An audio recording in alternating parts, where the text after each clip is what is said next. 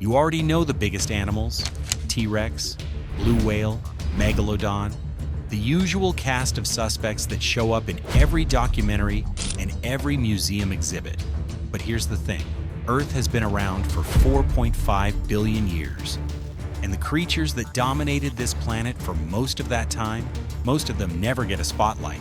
Not because they weren't impressive. Some of them make Megalodon look like a goldfish, but simply because nobody talks about them. Today, that changes.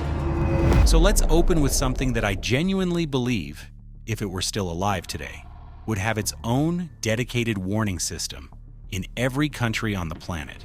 Dromornis sturtoni, a flightless bird from ancient Australia that lived roughly 8 million years ago during the Miocene, and one that paleontologists, who are not known for being dramatic, have nicknamed the demon duck of doom.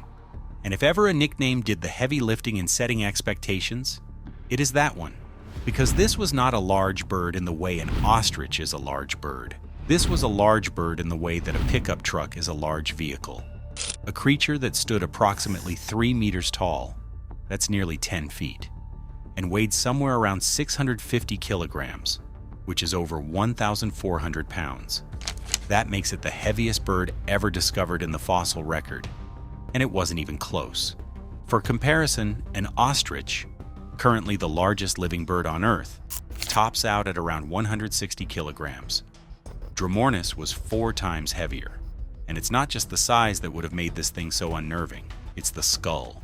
The head of Dromornis was absurdly, almost comically oversized, relative to even its own enormous body, built with deep, heavily muscled jaws and a large, robust beak that could generate serious crushing force. Now, for a long time, there was genuine scientific debate about whether Dromornis was an herbivore or a carnivore, because that skull looks like it was made by someone who wanted to destroy things, not browse foliage. The current consensus leans toward herbivory or omnivory, cracking open large, hard nuts and fruits, grinding tough vegetation. But I want to be very honest with you. Looking at a reconstruction of that head and convincing yourself this animal had gentle intentions is a real test of mental fortitude. Dromornis belonged to a group called the Mihirungs, which were native to Australia and have no true equivalent in the modern world. And it shared its ancient landscape with an entire cast of Miocene megafauna: giant wombats, large carnivorous kangaroos, enormous lizards, essentially a continent running its own private monster experiment. And right in the middle of all of it was this bird, 3 meters tall, built like a feathered tank, with a head that means business. The name demon duck comes from the fact that Mihirungs are distant relatives of modern ducks and waterfowl. And I think it's safe to say that if you showed a mallard a picture of Dromornis and explained the family connection, that mallard would have questions, because nothing about this animal is duck-like in any sense we would recognize today. It simply took the blueprint and scaled it up to a level no one asked for. Now, as impressive as Dromornis is on land, let's take things into the water. Because if ancient Australia was running wild biology experiments on the ground, South America during the Miocene was doing the same thing in its rivers, and possibly winning. And the crown jewel of those rivers was Purussaurus brasiliensis, a caiman that makes modern crocodilians look like they gave up halfway through. Purussaurus is one of those animals that gets occasionally mentioned in passing in discussions about prehistoric crocs, usually lumped in with Sarcosuchus, the famous super croc from the Cretaceous, and then forgotten about, which is deeply unfair because Purussaurus might actually have been larger. The estimates for the biggest individuals put it at 12 to 13 meters in length and somewhere between 5 and 8 tons in body mass, depending on the specimen. An 8-ton crocodilian. And unlike Sarcosuchus, which lived 100 million years ago alongside dinosaurs, Purussaurus was around just 8 million years back. Geologically speaking, that is practically last Tuesday. The ecosystem it occupied was a vast, ancient floodplain river system that covered enormous portions of what is now Peru, Venezuela, and Brazil. a dense, warm, incredibly biodiverse network of rivers and wetlands absolutely teeming with life. Giant ground sloths drank from its banks. Early relatives of modern horses waded at its edges. And at the very top of that food chain, without question or competition, sat Purussaurus. And what made it so dominant wasn't just size, it was that bite force. Researchers have calculated that the largest Purussaurus individuals could generate a bite force of approximately 70,000 newtons. For context, a saltwater crocodile, already one of the most powerful biters on the planet, produces around 16,000 newtons. Purussaurus was generating more than 4 times that. It wasn't competing with anything in its environment for the title of apex predator. It simply held it, unchallenged. And here's a detail that directly connects to the next animal we're about to meet. Because the world Purussaurus lived in wasn't just full of prey, it was also full of genuinely massive creatures that could at least try to defend themselves. And we know Purussaurus went after at least one of them, because the fossils say so. Bite marks, deep, the unmistakable bite marks on the bones of something enormous. And that something was a turtle. But not just any turtle. Stupendemys geographicus is proof that the word turtle deserves far more dramatic treatment than it currently gets. Stupendemys lived in the same ancient South American wetland system as Purussaurus during the Miocene and Pliocene, and it was not a creature you could pick up off a road and relocate to safety. Its shell alone measured approximately 3 meters in length, nearly 10 feet, making it the largest turtle ever discovered. And in terms of weight, current estimates put it at around 1,000 kilograms. Yes, a 1-ton turtle, which means this was a turtle that weighed roughly as much as a modern white rhinoceros, and whose shell was longer than most cars. If that image doesn't immediately reframe everything you think you know about turtles, I don't know what else to tell you. But the size is honestly only the second most interesting thing about Stupendemys, because recent fossil discoveries revealed something that genuinely surprised researchers. Male specimens appear to have had horn-like projections on either side of the front of their shells, essentially bony shoulder horns, which are believed to have been used in combat between rival males. So picture 2 of these 1-ton horned turtles clashing over territory. That image is frankly terrifying, and it also explains why some recovered shell specimens show deep puncture wounds consistent with a very large bite. Because Purussaurus apparently was absolutely willing to try its luck against even a 1-ton armored competitor. Whether it always succeeded is another question, but it tried. What also strikes me about Stupendemys is how recently it existed. This wasn't a Cretaceous holdover from the age of dinosaurs. This was alive just a few million years ago, when our own evolutionary lineage was already well underway, in a continent that also had giant ground sloths, enormous rodents, and the previously mentioned bus-sized caiman. South America at this point in history was just operating at a completely different scale from the rest of the world, and Stupendemys was one of its defining giants, a genuinely unforgettable animal that somehow never ends up on the poster. All right, let's go aerial. And when I say that, I don't mean the standard pterosaur conversation, because I'm well aware that pterosaurs are already part of the mainstream prehistoric animal discussion. Quetzalcoatlus gets mentioned, people know roughly what a pterosaur is, the general vibe is understood. But Hatzegopteryx tambema exists in a category so specific and so strange that even people who know their prehistoric fauna cold tend to glaze over the details. And the details are exactly where this animal becomes genuinely extraordinary. Hatzegopteryx was a pterosaur from late Cretaceous Romania with a wingspan estimated at 10 to 12 meters, putting it firmly in the upper tier of the largest flying animals ever discovered. It sounds like Quetzalcoatlus with a different name, but here's where they diverge completely. Where Quetzalcoatlus had a long, narrow, hollow neck suited for wading in shallow water and picking off fish, Hatzegopteryx had a neck that was disproportionately short, thick, and built with dense reinforced bones unlike anything seen in other large pterosaurs. Not hollow and thin-walled, robust. be almost disturbingly robust for a flying animal. And when researchers looked at that neck in context, combined with the enormous skull, estimated at about 3 meters in length, and the powerful jaw structure, they started building a picture of an animal that wasn't primarily a fish hunter at all. What they got instead was a creature that likely functioned as a ground predator. Not occasionally, primarily. The current leading hypothesis is that Hatzegopteryx used its massive bill to grab large prey on land and either swallow it whole or tear it apart, much the way a heron catches and swallows a frog. Except that this heron was the size of a giraffe, had a 10-meter wingspan, and the frogs it was eating were small dinosaurs. And here's why that makes particular sense for this animal specifically.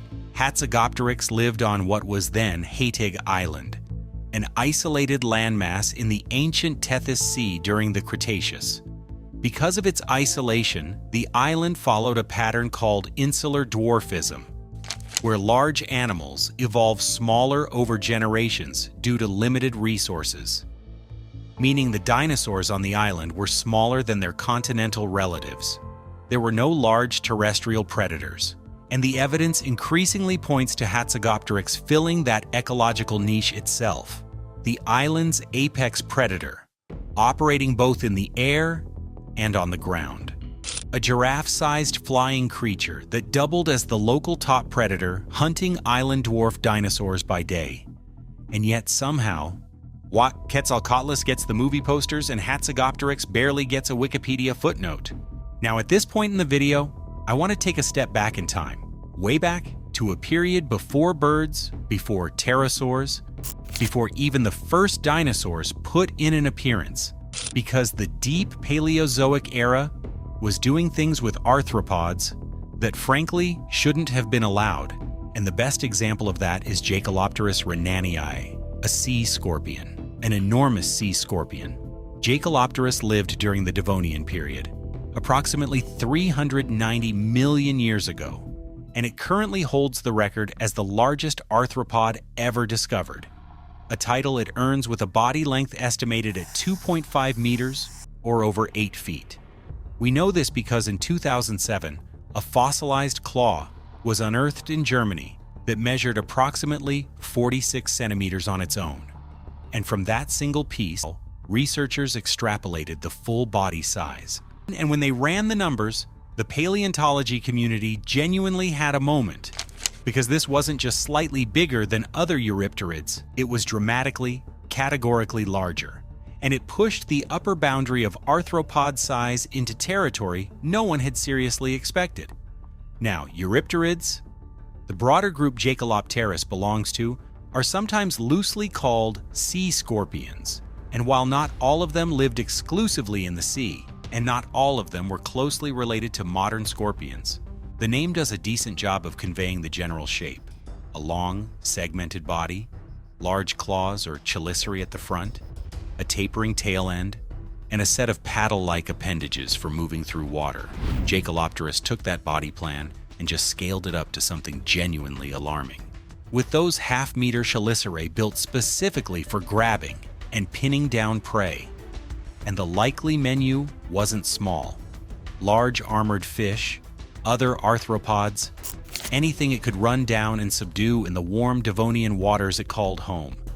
What also makes Jaekelopterus particularly interesting, and a little bit unsettling, is that eurypterids were capable of coming onto land for short periods, much like modern horseshoe crabs. So this wasn't purely a water problem. This was potentially also a beach problem, a 2.5-meter arthropod that could on occasion haul itself out of the water onto the shore where you might be standing. And I think the reason Jaekelopterus doesn't get the mainstream attention it deserves comes down to one simple thing. People hear ancient sea scorpion and their brain files it somewhere between cool fossil and interesting museum exhibit. But 8-foot scorpion with half-meter claws that could follow you onto land is a different category of headline entirely. And while we're in the business of giant arthropods, I'd be leaving something important on the table if I didn't follow up Jaekelopterus with the creature that dominated the land in much the same way during a slightly later period. Because the Carboniferous roughly 300 to 360 million years ago, was when the atmosphere had elevated oxygen levels somewhere around 35% compared to our current 21%. And arthropods essentially used that as permission to become enormous. The largest result of that experiment? Arthropleura, a millipede that reached approximately 2.6 meters in length, over 8.5 feet, the largest known land invertebrate in the entire history of life on this planet. Now, the reason arthropods could grow so large during this period comes down to the mechanics of how they breathe.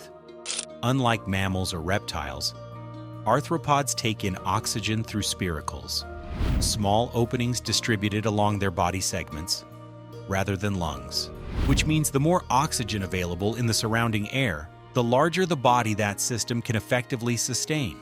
During the Carboniferous, with atmospheric oxygen nearly double what it is today, that ceiling was dramatically higher, and Arthropleura appears to have pushed right up against it.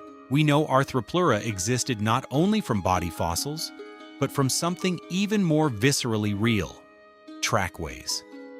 Fossilized tracks left in ancient substrates across Scotland and Canada that are wide enough, and with a stride pattern recognizable enough, that there is no question what made them. Walking along a Carboniferous forest floor, leaving impressions wide enough that researchers sometimes initially thought they were looking at vehicle ruts from erosion. They weren't vehicle ruts, they were millipede tracks. The 8.5 feet of millipede, moving through a landscape of giant club mosses and tree ferns, in a world where dragonfly relatives had 70-centimeter wingspans and giant scorpions patrolled the undergrowth.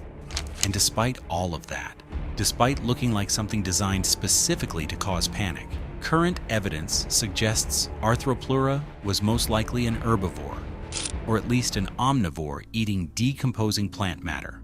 So the scariest-looking invertebrate ever to walk on land was probably just quietly going about its business, eating ferns, which is somehow both a relief and a disappointment at the same time. But either way, if you were standing in a Carboniferous forest and heard this thing coming through the leaf litter toward you, relief is probably not the word you'd reach for first. And we're going to close out today's lineup with what I consider the single most disorienting animal on this entire list. Not because it was the most dangerous, but because of the category it belongs to. Because at the end of a video that has featured a 3-meter demon duck, a bus-sized caiman, a giraffe-hunting pterosaur, and an 8-foot millipede, nothing quite lands like ending with a rodent. Josephoartigasia monesi was a rodent, a genuine classified bona fide member of the order Rodentia, the same group that includes rats, mice, squirrels, and capybaras. It lived approximately 3 to 4 million years ago in what is now Uruguay, South America. Yes, South America again, which at this point you should understand was simply operating at an entirely different scale than the rest of the Pliocene world. And it currently holds the record as the largest rodent to have ever existed on Earth. Its estimated weight, around 1,000 kilograms. 1 metric ton. That is a 1-ton rodent.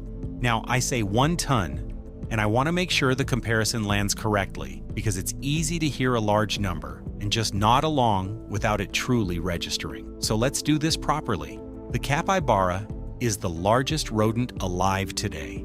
It's impressive. It's the size of a golden retriever. People keep them as pets. They're semi-aquatic and surprisingly chill. The capybara weighs up to about 65 kilograms. Josephoartigasia was roughly 15 times heavier than a capybara. 15. It belongs to a group called the Denomyids, or giant pacarana relatives. And even within that group of animals that were themselves already significantly larger than typical rodents, Josephoartigasia was so far beyond its relatives in size that when the skull was formally described in 2008, the researchers noted they had nothing close to it for reference. And about that skull, the cranium alone was about half a meter long. An analysis of its jaw muscles and bone structure gave researchers the data to estimate bite force. Now, when you hear rodent bite force, you probably don't think much of it. Rodents nibble, they gnaw, They're not exactly in the conversation with crocodilians and large theropods, but Josephoartigasia's calculated bite force was significantly higher than what would have been needed purely for processing vegetation, which has led researchers to suggest that its enormous incisors, over 30 centimeters in length, may have also served as weapons for fighting rival males, for defending against predators.